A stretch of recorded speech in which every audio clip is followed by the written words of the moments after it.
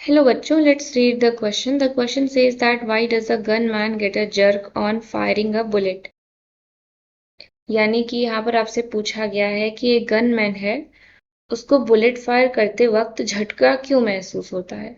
तो यहाँ पर जो आपका की कॉन्सेप्ट है वो होगा Newton's third law of motion, that is Newton's third law of motion. इसके अकॉर्डिंग क्या होता है, एवरी एक्शन has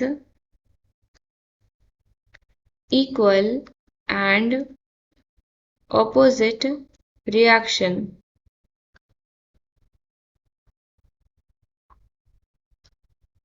तो यहाँ पर गनमैन को बुलेट फायर करते वक्त झटका क्यों लगता है।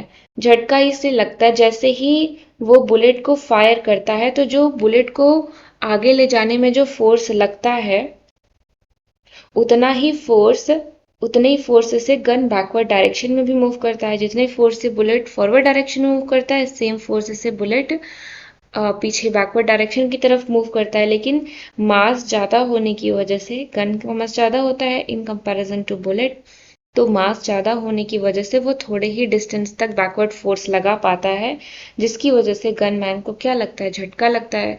और यहाँ पर हाई मास की वजह से यहाँ पर कम फोर्स क्यों लग रहा है, क्योंकि हमें पता है force is equal to M A होता है and acceleration is equal to F upon M होता है।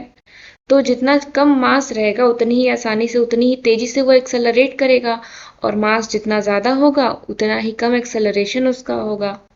तो यहाँ पर क्या हो जाएगा, बिकॉज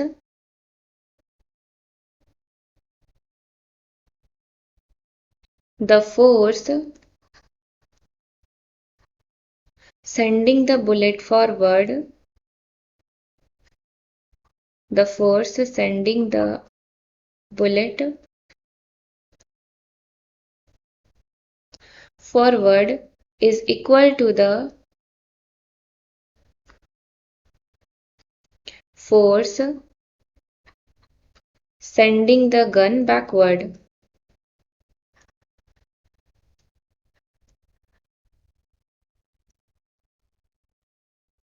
बट गन का मास हाई होता है बुलेट के कंपैरिजन में, तो हाई मास की वजह से वो थोड़ा सा ही पीछे जा पाता है। But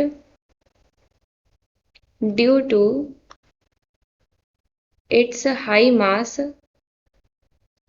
it moves only a little distance backward,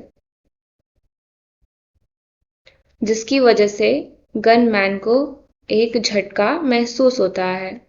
hope you understood it well. Thank you so much.